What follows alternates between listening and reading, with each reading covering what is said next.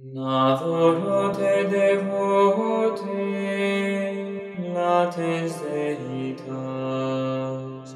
que subis figuris vere latitas. Buenas tardes, reanudamos las conferencias y ahora procederemos con la conferencia a cargo del profesor Antonio Amado, quien es profesor de Metafísica en la Universidad de los Andes en Chile.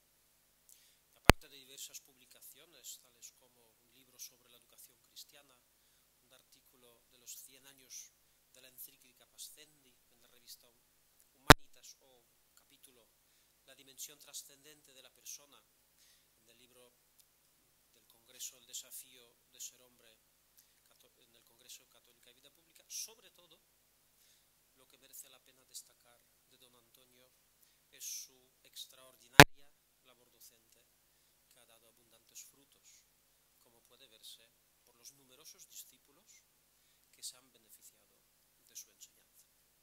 El título de la ponencia es Inteligibilidad de la realidad histórica y de la expresión teológica. Don Antonio, tiene usted la palabra.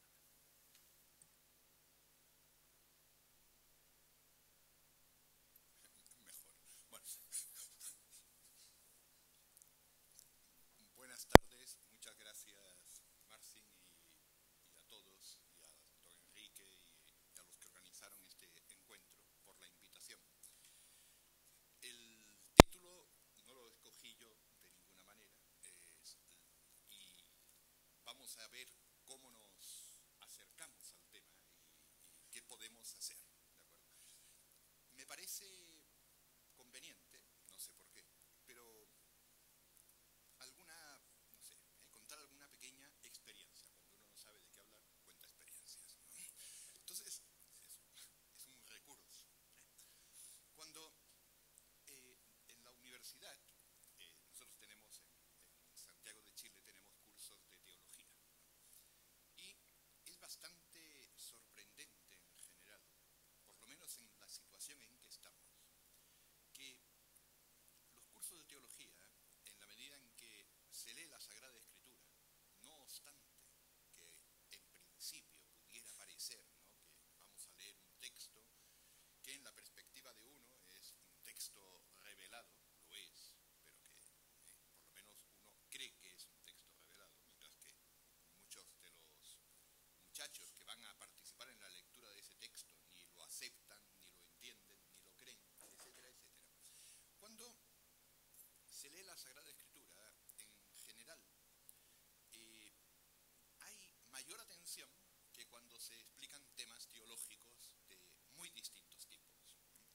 No obstante, cuando se explican temas teológicos, uno tiene cierta convicción de que está explicando algo que tiene rigor, que tiene nexo, que tiene lógica esencial, que hay una coherencia según la cual unas cosas se siguen de otras, pero como que no sucede mucho, no se me explico, no, más bien.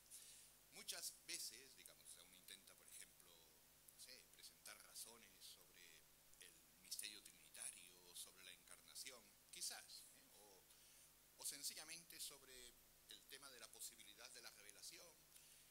Intenta argumentar bien, pero no hay, en general, es una experiencia, otros puede ser que tengan el arte y lo hagan de otra manera, pero no hay, en general, modo de avanzar mucho. Con la Sagrada Escritura, leyendo textos, puede ser la historia de Judith, puede ser una parábola, puede ser la historia de Susana, es el último caso, que la última clase fue sobre eso, ¿no? La historia de Susana, los jueces, tal, ¿no? Y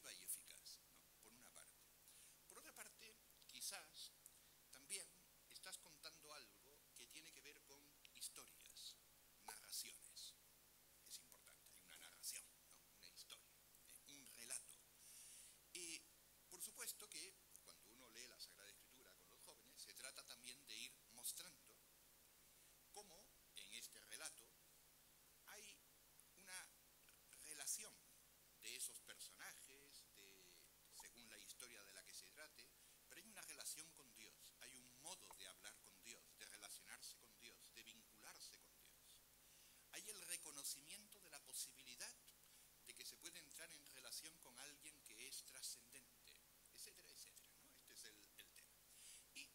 Pero lo que capta la atención es el hecho de que hay una narración, una historia, en la que no hay, por eso vamos a entrar por ahí, en la que no hay necesariamente que ellos puedan percibir conexiones esenciales, donde no hay, por decirlo de alguna manera, nexos que parezcan depender de verdades eternas en aquello que se está narrando, porque la historia de Judith sucedió, por decir así, o está narrada con muchos elementos que son muy contingentes, cuyo nexo no se puede decir que responda a ninguna necesidad esencial.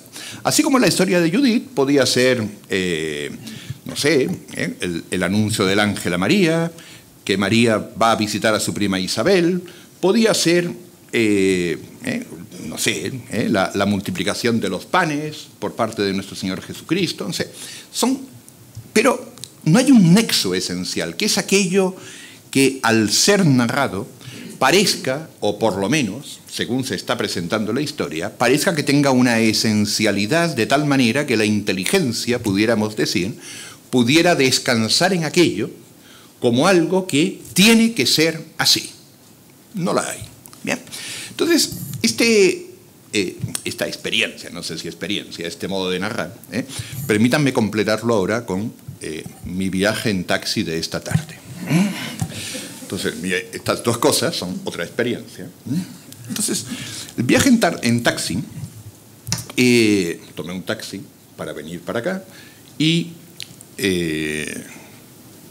no era de Pakistán, no era de la India, es un dato importante, la mayoría de los taxistas lo son, ¿se entiende? ¿No? Y entonces pude preguntarle por el fútbol. Le dije, ¿y usted? Un señor de Barcelona, le pude preguntar por el fútbol, ¿no? Y entonces le pregunté que ¿usted le gusta el fútbol? Sí. Y dije, ¿y usted es del Barcelona? Perdón, porque posiblemente algunos de ustedes sean del Fútbol Club Barcelona, y estamos en una universidad, ya nos lo dijeron, que está al servicio de la sociedad catalana. Pero en este caso, le dije, bueno, ¿y usted del Fútbol Club Barcelona? Y le dije, mire, pues las cosas no van del todo bien, ¿verdad? No parece que este año, yo tuve que disimular, claro, ¿no? Pero parece que las cosas no van del todo bien, etcétera, etcétera. Y no está bien, el problema del dinero, el problema... Entonces fuimos conversando, ¿no? Todo esto es una conversación que no va a ninguna parte, ¿se entiende? No tiene sentido, es para pasar el rato, es una conversación, hasta que en un momento me dijo, bueno, pero la razón de todo esto es Florentino Pérez. Y entonces, como yo venía con la cabeza pensando en esto, dije, ya hemos llegado a la razón esencial. Es decir, aunque estemos en hechos históricos, aunque estemos en cosas anecdóticas, contingentes, que parezca que no tienen, por decir así, ninguna necesidad esencial, por fin apareció algo que da razón de todo lo que sucede, ¿no? Un señor que tiene más poder que nadie en este país y que es la causa real, no sé, me explico, de todo aquello, porque me explicó, porque por Florentino Pérez Messi se fue del Barcelona, por Florentino Pérez no se asumió un crédito que era necesario para poder tener jugadores, etcétera, etcétera, ¿ven? Entonces, Florentino Pérez era una razón esencial que daba conexión a todo lo que le pasaba al Fútbol Club Barcelona, ¿se entiende? ¿No? Bien. Entonces, perdonen con estas dos anécdotas, ahora no más, vamos al texto de Santo Tomás de Aquino. Si ustedes me lo permiten, vayamos a distintos lugares. En primer lugar, para centrar un poco más esto, vamos a la Suma Teológica, la primera parte, la cuestión 1, artículo 2, en una objeción, espero no haber perdido las referencias, ¿no? Claro, esto es inteligibilidad de la historia y de la expresión teológica, etcétera, etcétera, ¿no? Aquí, esto de inteligibilidad de la historia y de la expresión teológica, podemos tomarlo en la perspectiva siguiente, ¿no? Es decir, si queremos hacer teología, y la teología es algo en lo cual vamos a dar razones que sean esenciales, ¿qué hacemos con la realidad histórica? Teniendo presente que en esta realidad histórica se da contingencia, se da, por decirlo así, continuamente lo accidental, y además en muchos casos no podemos ver cuál es el nexo entre todas esas realidades, por decir así, o hechos que se dan en el transcurrir histórico. Esto es un poco el tema que nos estamos planteando. Entonces, voy a leer primero, o hacer, también para ir introduciendo, una objeción con su respuesta, después explico otra cosa y después vamos al núcleo de lo que quiero plantear a ver qué sucede, y siempre arriesgándose uno a lo que pueda suceder. Bien, entonces, la ciencia no es de los singulares. Aquí está, si la sagrada doctrina es ciencia. Pero claro, pareciera que no, porque la ciencia no es de los singulares. Pero la sagrada doctrina trata de singulares, de cosas singulares. A saber, las gestas de Abraham, de Isaac, de Jacob y cosas semejantes. Entonces, ¿cómo va a ser ciencia, no? Si se trata de Jacob, se trata de Isaac, se trata de lo que hizo etcétera, etcétera. Nos cuentan que tal fue engendrado por tal. ¿Me explico más o menos? ¿No? Nos dicen que este hizo tal cosa, que el otro. Entonces, ¿cómo va a ser ciencia, no? Por tanto, la sagrada doctrina no es ciencia. Entonces, la respuesta dice, a lo segundo respondo diciendo que los singulares, o las cosas singulares, o las gestas singulares, se consideran o se tratan en la sagrada doctrina no porque de ellas se trate principalmente, sino en cuanto que se introducen, ya sea como ejemplos de vida, como en las ciencias morales, o para declarar la autoridad de varones por los cuales la revelación divina ha llegado a nosotros, etcétera, etcétera. Es decir, se trata, y aquí dice, ¿verdad?, estas cosas singulares se consideran en la Sagrada Doctrina, pero no porque se trate de ellas principalmente, sino en orden, o por decir así, para manifestar ejemplos de vida, o para manifestar la autoridad de aquellos que a través de los cuales nos llega la revelación, etcétera, etcétera. Pero no caerían como tales bajo lo que sería, parece, la sacra doctrina en cuanto que es ciencia. Quedarían de alguna manera fuera. Volvamos a la experiencia 1, la del Barcelona, dejémosla. Después, si me da tiempo, se la completo. Pero sentemos a pero volvamos a la experiencia 1. Claro, la experiencia 1 pone de manifiesto algo que tiene que ver, como decía, con cosas singulares, narraciones, no nexos esenciales. Por otra parte, y ya lo citó el doctor Enrique Martínez, ¿no?, por nuestros oídos lo hemos oído, nuestros padres nos lo contaron. ¿Y qué nos contaron? ¿Qué nos contaron? Cuando uno ve la historia del pueblo de Israel, cuando nosotros mismos celebramos la Pascua, entonces ahí es como que de nuevo nos cuentan algo. ¿Y qué nos cuentan? Nos cuentan, entre otras cosas, a Abraham, a Moisés. Nos cuentan las cosas que realizaron. Nos cuentan, esto es lo que nos cuentan, por nuestros oídos lo hemos oído, nuestros padres nos lo contaron.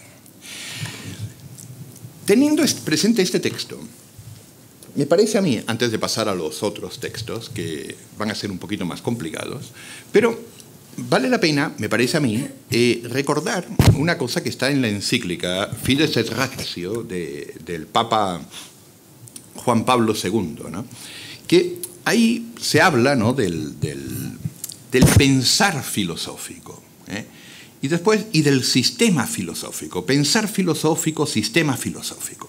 Entonces hay un momento donde, claro, dice el sistema filosófico, el sistema, puede ser, no sé, no pongamos el tomismo para no entrar en crisis, pero la filosofía kantiana, la filosofía agustiniana, no sé, el aristotelismo, está al servicio del pensar filosófico.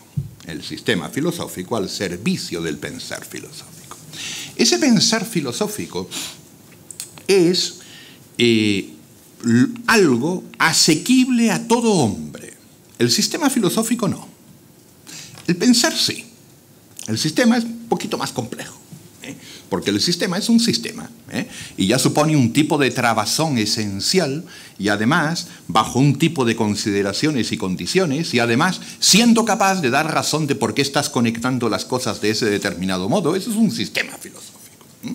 Pero el pensar filosófico no es asequible en principio a cualquier persona. De hecho, no hay ninguna seguridad de que quien se dedica como filósofo y, por tanto, vinculado a un cierto sistema filosófico, entienda mejor las cosas que uno que no. No hay ninguna seguridad, ninguna certeza. ¿Me explico? Es decir, si uno dice, este señor entiende mejor lo que es el obrar moral porque es filósofo, no hay ninguna seguridad, cada vez menos. ¿Se entiende más o menos? O sea, no hay. Y ahora, no la hay. Está garantizado. Es decir, por favor, por algo la inteligencia es inteligencia, y la inteligencia es algo que está universalmente repartido. ¿Se entiende más o menos? No. Ahora, el pensar filosófico, uno podría decir, bueno, lo podemos relacionar también con el sentido común, lo que universalmente todo el mundo sabe. El Papa Juan Pablo II, en Fides et Ratio, hablando del pensar filosófico, dice, el pensar filosófico es lo que universalmente debería estar presente en toda filosofía y al servicio de lo cual cualquier sistema filosófico tiene que estar. Es en razón de esta ordenación del sistema filosófico al pensar filosófico que la Iglesia también puede intervenir con respecto a ciertas filosofías, porque puede decir que son coherentes o no o que son coherentes o no con la fe cristiana, ya sea en orden a interpretar la revelación o lo que sea. ¿De acuerdo? Bien. De la misma manera que ese esquema, ¿no?, el pensar filosófico, el sistema filosófico, etcétera, etcétera, de la misma manera uno podría pensar que tenemos la fe común del pueblo de Dios, la fe, ¿ya? Que junto con la fe tenemos una reflexión que es común a cualquier creyente y que de una manera o de otra puede realizar asistido por Dios y por la gracia de Dios y según la misma vida que va teniendo en la Iglesia, que podríamos decir es una reflexión sobre esa fe que cree, y después podríamos ponerle el nombre pensar teológico, pero no quiero ponérselo. Y después tenemos la teología. Pero claro, la teología está al servicio de la fe común del pueblo de Dios. La teología está al servicio de aquello que es universalmente inteligible por parte de lo que Dios nos ha revelado. La teología exige esta fe del pueblo de Dios. Y esta fe del pueblo de Dios se nos ha transmitido, y esa transmisión generalmente ha sido la transmisión según la cual nos han contado cosas. Y esas cosas que nos han contado han sido muchas veces narraciones de hechos. Este es el gran tema. ¿De acuerdo? Entonces, por nuestros oídos lo hemos oído, nuestros papás, nuestros padres nos lo han contado. Y eso tan bonito, ¿no?, que forma parte de alguna manera del ritual de la cena pascual en el pueblo de Israel, que los niños preguntan ¿por qué esta noche es distinta a todas las otras noches? Bueno, se cuenta. Y se cuenta una historia. O sea, no se cuenta, miren, aquí lo que sucede es que tenemos que tener en cuenta que hay un acceso por orden, según la inteligencia, a partir de las cosas creadas, y entonces hay que hacer un argumento, ¿no? Se cuenta la acción de Dios que ha escogido a un pueblo. Se cuenta la acción de Dios, unas gestas ¿ya? Entonces tenemos acciones y palabras. Pero esto está escrito, sí, pero ha habido también una actuación de Dios. Y se ha reconocido además como actuación de Dios. Y hay una transmisión. Esta fe del pueblo de Dios, que es transmitida de este modo, que no es transmitida principalmente por clases de teología, sino que, como decía el doctor Enrique Martínez, se transmite en la intimidad de la vida familiar, se transmite en la iglesia, nos van contando, y vamos teniendo una memoria también de unos gestos, de unas gestas, de unas acciones, que además las vamos, por decir así, entendiendo en lo que significan, en lo que son, también a partir de lo que está en el texto sagrado y, bueno. Entonces, todo esto hace que nosotros tengamos que decir, mire, la teología como ciencia, lo queramos o no, si tenemos que tener sentido común, me parece a mí, en la Iglesia, la teología como ciencia, que tiene que estar al servicio de la fe común del pueblo de Dios, tendrá que ver cómo se las halla respecto a lo que es la inteligibilidad de los hechos históricos. ¿Me explico más o menos? Y tiene que pensarlo y tendrá que ver qué se puede decir respecto a esto. Ahora, si la teología, según el texto que hemos leído aquí, ¿no?, es ciencia que solo considera los singulares, según está aquí, si solo considera los singulares en cuanto que son ejemplos de vida, o solo considera los singulares en cuanto que así se nos manifiesta la autoridad de aquellos que a través de los cuales nos llega la revelación, entonces parece que esto no acaba de ajustarse del todo al hecho de que por nuestros oídos lo hemos oído, nuestros padres nos lo contaron.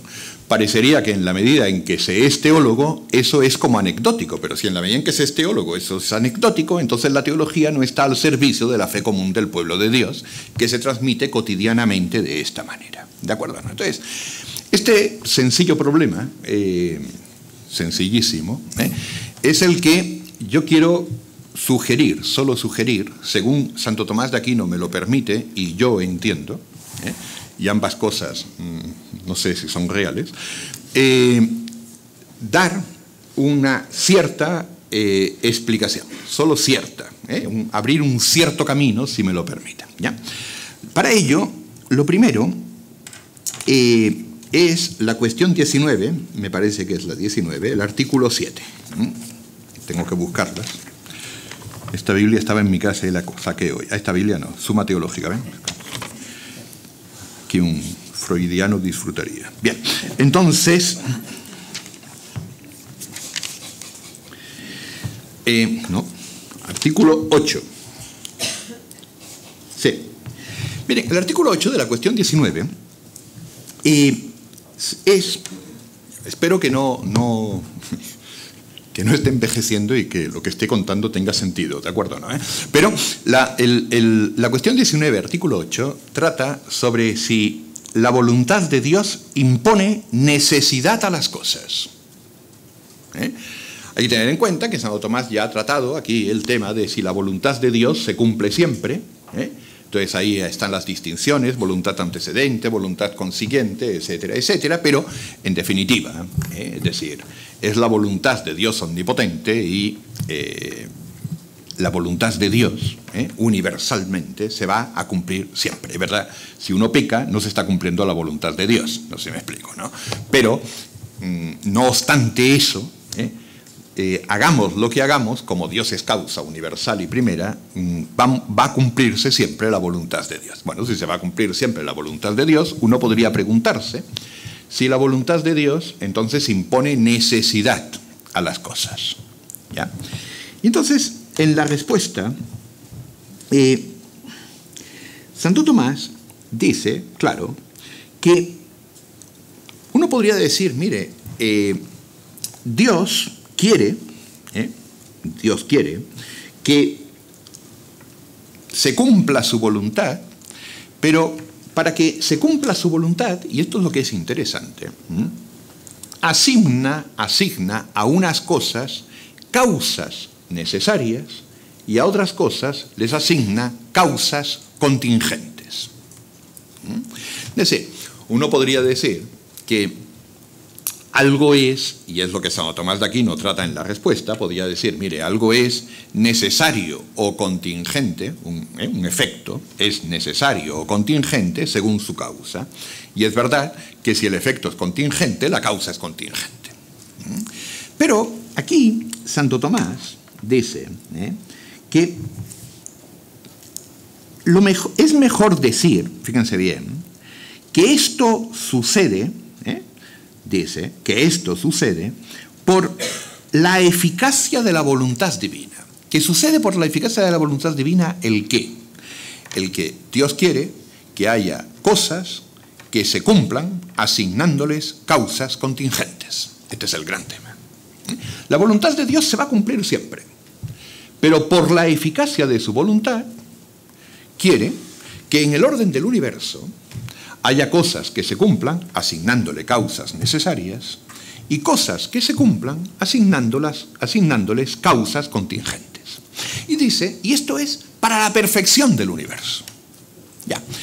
Este texto, que para la perfección del universo, según la ordenación divina, haya querido Dios que se cumpla su voluntad, pero no siempre que se cumpla su voluntad, pero que no se cumpla que no toda ella se cumpla mediante causas necesarias.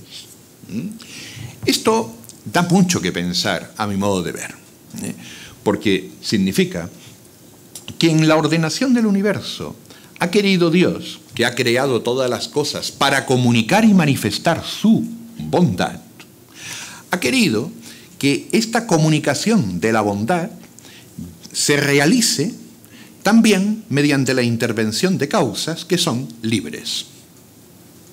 Es decir, que pueden obrar de una manera, pueden obrar de otra, no solo que pueden obrar bien o mal, sino que pueden hacer esto, pueden hacer lo otro, pueden ir para aquí, pueden ir para allá. ¿Me explico más o menos? ¿No? De hecho, José le avisan en sueños, pudo haber hecho esto, pudo haber hecho lo otro. ¿Me explico más o menos? ¿No? Estos son causas que son contingentes, es decir, no tienen por qué obrar necesariamente de una manera. Claro, pero esto es para la perfección del universo. Esto forma parte del orden, ¿de acuerdo? Y esto es en razón de la eficacia de la divina voluntad. Porque claro, si esto fuera no hay esta universidad, pero yo tengo muchos ejemplos, por eso no esta, por favor, de ninguna manera, queda grabado, no es este el caso, ¿no? Pero uno ya dice, ¿verdad? Si aquí se trata de la eficacia de un resultado, quitemos toda causa contingente. ¿Me explico más o menos? ¿No? En una empresa, si tú quieres que salgan autos, elimina toda posibilidad de que alguien decida. ¿Me explico más o menos? Es decir, en la medida en que alguien decide, esto puede salir mal. ¿Me explico más o menos? Entonces hay que introducir toda la tecnología, toda la tecnología posible para tener una especie de control que nadie escape o que salga con una cosa original. ¿Me explico más o menos? Pero es tal la eficacia de la voluntad divina que para la perfección del orden del universo y en orden a manifestar lo que es su bondad, quiere que haya cosas que se alcancen mediante causas contingentes. ¿De acuerdo más o menos? Ahora vamos a intentar pensar en grande, vamos bien de momento, ¿sí? Vamos a intentar pensar en grande qué significa esto, y después vamos a otro tipo de textos. Esto significa que en el orden del universo hay un tipo de seres, en este universo material, hay un tipo de seres que somos nosotros. Estos seres que somos nosotros, aparecemos en el universo y por una parte tenemos un tipo de vinculación con todo el mundo natural, evidente. Esta vinculación con todo el mundo natural es aquella según la cual, bueno, tenemos leyes que son biológicas, tenemos leyes que tienen que ver con lo que le sucede a los átomos, tenemos unas determinaciones particulares, si quieren tenemos hasta evolución, lo que quieran, ¿ya? Porque somos parte de este universo material. Y además procedemos, como género humano, procedemos unos de otros por generación. ¿De acuerdo? Pero estos seres que forman parte, que somos nosotros, que forman parte de este orden del universo. Hay otros, hay vacas, hay caballos, hay araucarias, hay piedras, volcanes, pero estamos nosotros. Estos seres que somos nosotros, somos seres que somos capaces también de acciones que no se reducen a un orden meramente natural. Somos capaces de un tipo de acciones que podemos causar sin que se sigan necesariamente de un modo o de otro. Es decir, somos unos seres que, estando vinculados al mundo natural, al mismo tiempo somos capaces de un tipo de acciones que son libres, entiéndase. ¿Ya? Aquí hay causas necesarias en este universo, de tal manera que podemos de alguna manera inferir y ver qué tipo de comportamientos tendrán cierto tipo de seres, descubiertas una determinada naturaleza que tienen y unos determinados determinismos, es igual, ¿ya? Pero, por otra parte, estamos los seres que, aun teniendo todos esos elementos, y por tenerlos, también en nosotros podemos describir elementos esenciales que nos pertenecen, leyes según las cuales se difunde un virus, o leyes según las cuales se transmite una enfermedad, o leyes según las cuales envejecemos, o leyes según las cuales, etcétera, etcétera. Estos mismos seres son capaces de cierto tipo de acciones que no se reducen a la especie. Cierto tipo de acciones que, de las cuales, podríamos decir, ellos son dueños. Cierto tipo de acciones en las cuales lo que ellos obran no se reduce a una necesidad anterior y, por tanto, son agentes que pueden obrar de una manera o de otra. Para la perfección de este universo, el hecho de que estos mismos seres que proceden por generación y están vinculados al mundo natural sean capaces de este tipo de acciones de las que son dueños, es lo que hace posible que tengan historia. Es lo que hace posible que sean unos seres, digámoslo así, en los cuales se da un tipo de continuidad que es muy peculiar, que es la de la historia. Pero la posibilidad de esta continuidad, que es la de la historia, que sería imposible sin acciones libres, que sería imposible, claro, las acciones libres no serían posibles si no hubiera verbo mental, como nos explicaba el doctor Enrique Martínez, pero la posibilidad de estos seres, ahora, si fuéramos seres como los ángeles, tampoco tendríamos historia. ¿Me explico más o menos?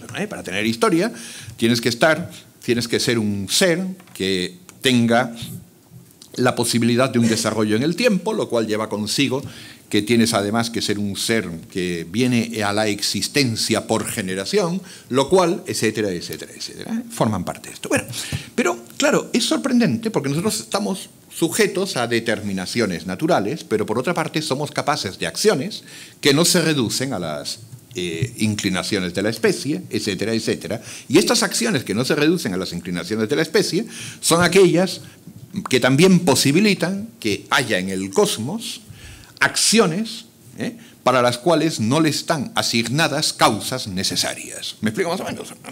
Y sin embargo, y aquí nos encontramos, oye, pero es que este tipo de acciones son acciones que se dan en seres más nobles. Es que este tipo de acciones se dan en seres que, vamos a decirlo así, se asemejan más a Dios. Se dan en aquellos seres, por decirlo así, que participan más de la perfección divina. Este tipo de acciones, además, son acciones posibles en la medida en que los que obran así tienen dominio de sus actos. Y entonces, habiendo planteado esto, espero que se haya entendido, pero está en relación a si Dios impone necesidad a las cosas queridas y habiéndose la perspectiva de que para la perfección del universo y por la eficacia de la voluntad divina, Dios quiso asignar a unas cosas que quiso, por decir así, que llegaran a realizarse por causas necesarias y otras que se cumplieran mediante causas contingentes. Entonces, habiendo tenido esto presente, entonces ahora uno puede decir, a ver, aquí hay algo que es quizás digno de consideración. Porque claro, cuando nosotros consideramos el universo de los entes que están sometidos meramente a determinaciones que son naturales y que se dan, digámoslo así, en este universo natural se dan además multiplicados, vemos que podemos describir algo que les pertenece en razón de lo que es su especie. Y por tanto, tendremos algo que es un comportamiento común en los caballos, tendremos algo que pertenece, por decir así, a la caída de los cuerpos, etcétera, etcétera, o a la... ya. Pero, entonces, claro, comprender, es decir, tener ciencia sobre ellos, tener ciencia sobre todo ese universo, es incluso tener ciencia sobre nosotros en aquellos elementos que tenemos de vinculación con todo el ordenamiento natural, supone de alguna manera quedarnos con lo esencial y dejar fuera todo aquello que se puede dar en cada uno de los singulares en razón de accidentalidades. Por eso no hay ciencia de esta vaca, de momento. ¿Me explico más? Mira, ¿qué podemos decir científico sobre esta vaca? Mira, lo que podrás decir científico sobre esta vaca será en cuanto que es vaca, pero en cuanto que es esta, curiosamente no puedes decir nada. ¿Me explico más o menos, no? Científico, puedes decir muchas cosas, que está aquí, que la compraste, que le tienes mucho cariño, que no sabes qué... ¿Se entiende más o menos, no? Cosas que son muy singulares, pero que con respecto a ellas no hay ninguna esencialidad de ningún tipo. Pero puede haber alguien dedicado como científico a las vacas. ¿Me explico más o menos? ¿No? En cuanto considera lo universal vaca y prescinde de los elementos singulares que están llenos de accidentalidad. Y si uno quiere perder el tiempo, lo que tiene que hacer es hablar de lo accidental y singular que puede tener una cosa de orden... una cosa singular, material. Entonces, está lleno de posibilidades infinitas. ¿De acuerdo? Pero claro, el problema es que si atendemos, ya lo dijo también el doctor Enrique Martínez, si atendemos ahora a este otro tipo de seres que son dueños de sus actos, que son capaces de originar un tipo de acciones que, hemos dicho, ya no se reducen a lo que es la inclinación de la especie, nos encontramos ahí que si además estos seres están en este universo completando todo este orden, y además en razón de aquella perfección de que se manifieste la bondad divina, entonces resulta que en las acciones singulares de estos seres singulares, quizás sí que hay una nobleza y hay una inteligibilidad, ya no en razón de una universalidad abstracta, sino en razón de una universalidad de fin.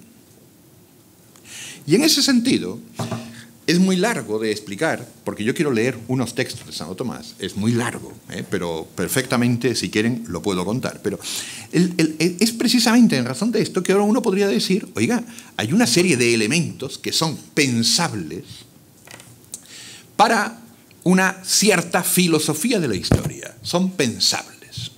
Este mismo ser, que está vinculado al orden natural, que existe, digámoslo así, generándose unos de otros, que al mismo tiempo es capaz de estos actos libres, con toda seguridad es un ser, necesariamente, todo esto no lo puedo desarrollar, créanme, iba a decir, ¿ya? Pero es un ser que necesariamente, también lo explicó de alguna manera el doctor Martínez, es un ser que necesariamente va a tener que tener vida social, va a tener que estar vinculado con los demás. Lo que pasa es que la vida social no va a ser posible si no hay un lenguaje mental. La vida social tampoco va a ser posible como vida social si no hay una búsqueda del bien común, pero que es una búsqueda del bien común que se realiza mediante acciones libres de seres libres. No sé si me explico.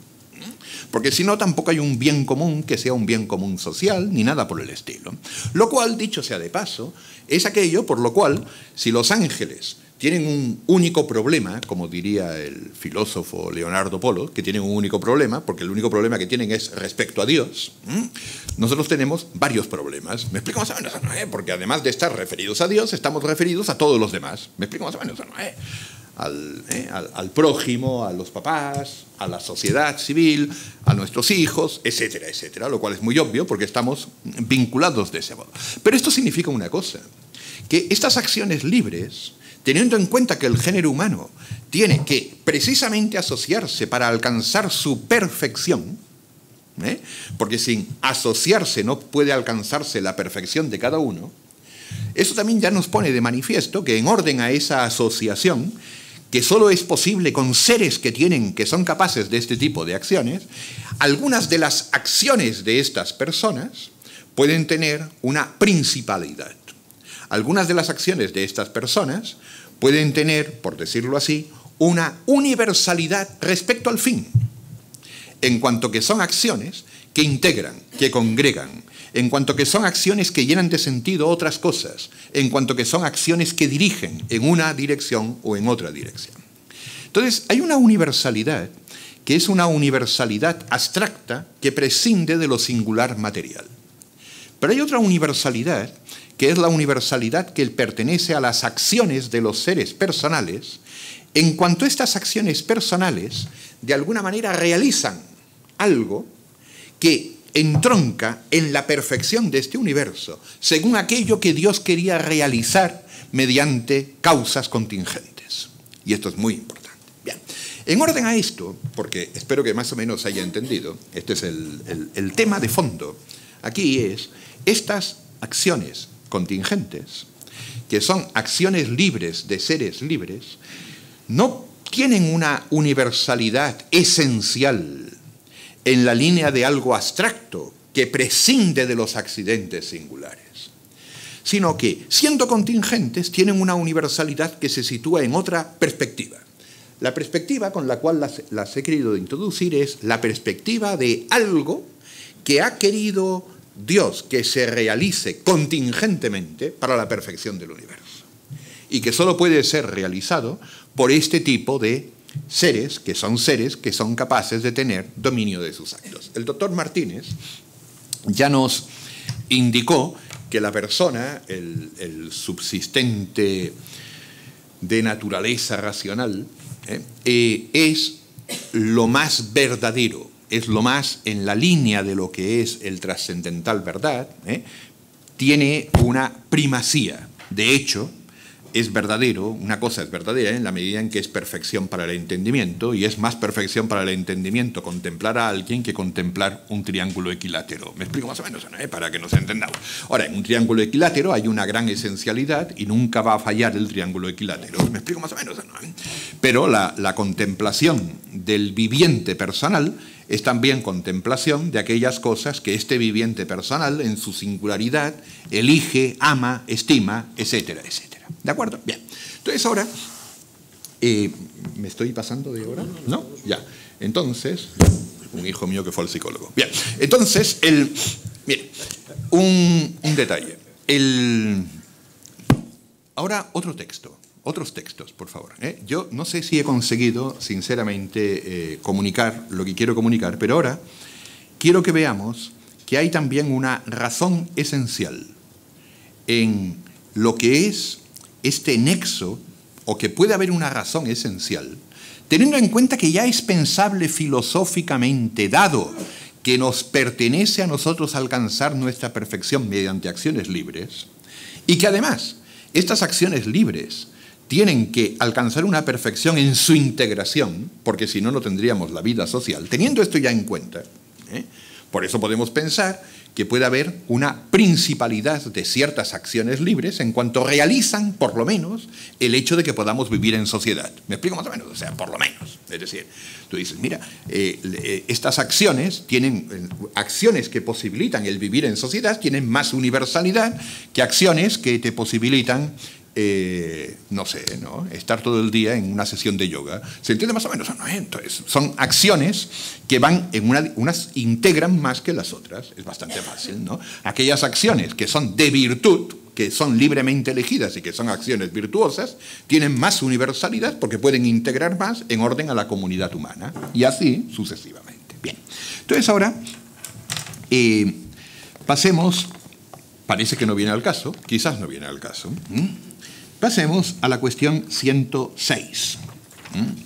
Aquí el especialista es don Mariano Bartoli, que hizo una tesis sobre el tema de la iluminación.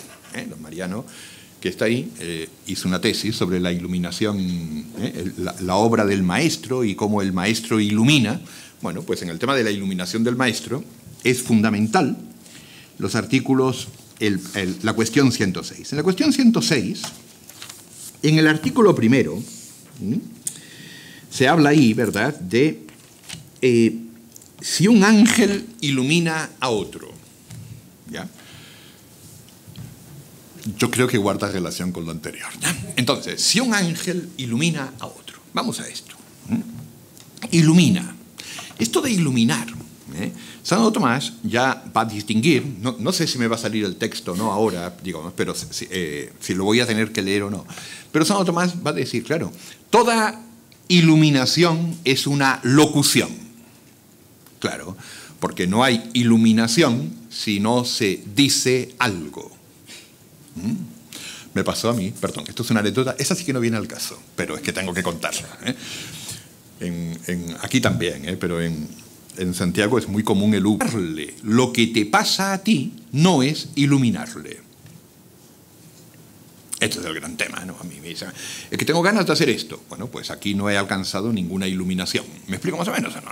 Es que tengo sueño. Bueno, pues ánimo, duerme, ¿no? Pero no he alcanzado ninguna iluminación. Mientras que si me dices, ¿verdad?, es necesario que todos los entes cuando obran se asemejen a la perfección divina, bueno, ahí tengo algo que es esencial, etcétera, etcétera. Entonces, Santo Tomás, en la respuesta a este artículo, que estudió muy bien el doctor Mariano Bartoli en su tesis, dice, ¿verdad?, comunicar aquellas cosas que son de la voluntad creada, comunicar aquellas cosas que son de la voluntad creada, fíjense ahora, voluntad creada, lo que tú quieres, lo que a ti te parece, en cuanto que son de este tipo, no es iluminar.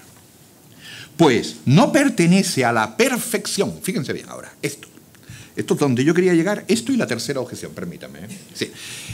Porque no pertenece a la perfección de mi entendimiento qué es lo que tú quieres, o qué entiendes, o qué entiendes tú, sino solo aquello que pertenece a la verdad de las cosas.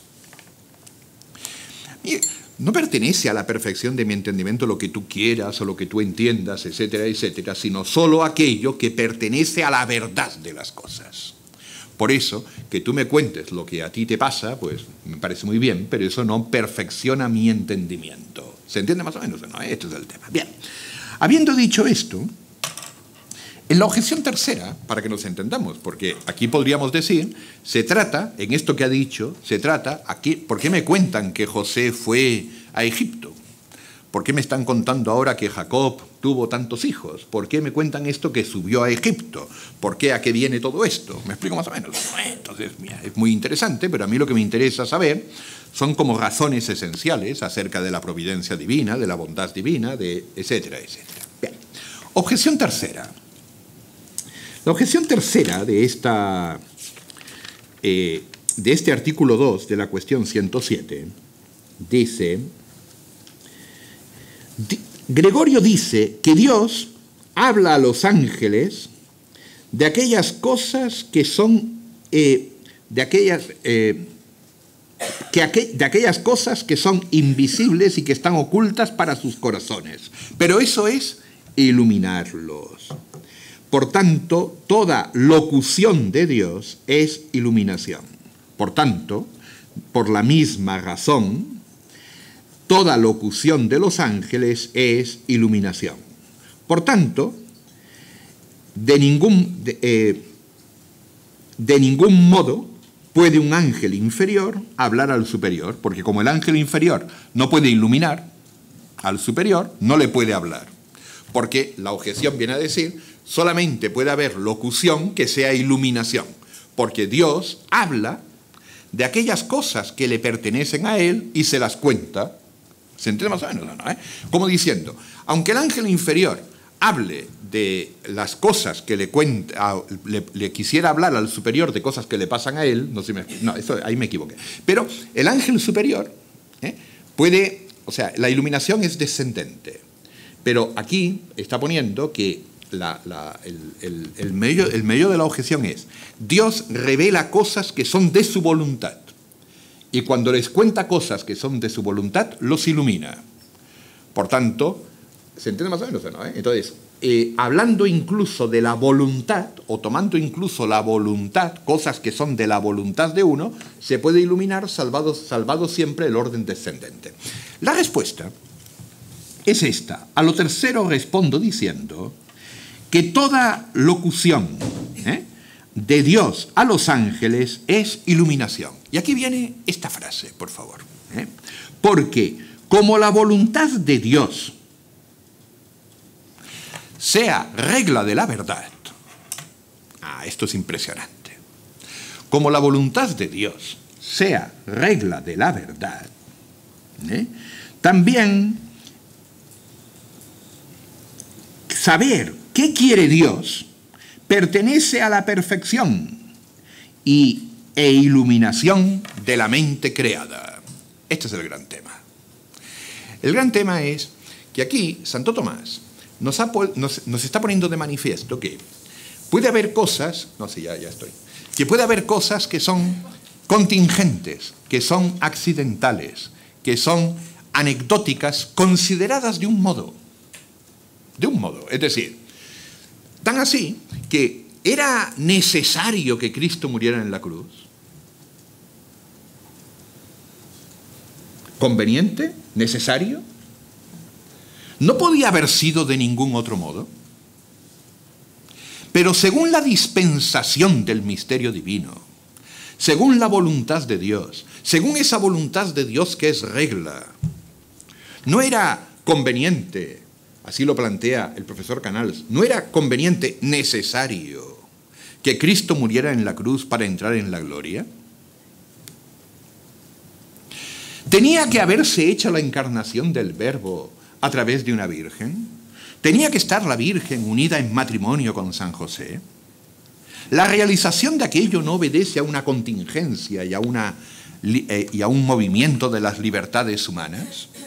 Sin embargo, si la realización de aquello es la realización de algo, según el designio de Dios, que quiere que para la perfección del universo se realice algo también de modo contingente, ¿no pertenece conocer que eso ha sido querido por Dios también a la perfección de nuestro entendimiento? ¿No es algo que también, digámoslo así, sea algo que pueda ser introducido como necesario para nuestra salvación?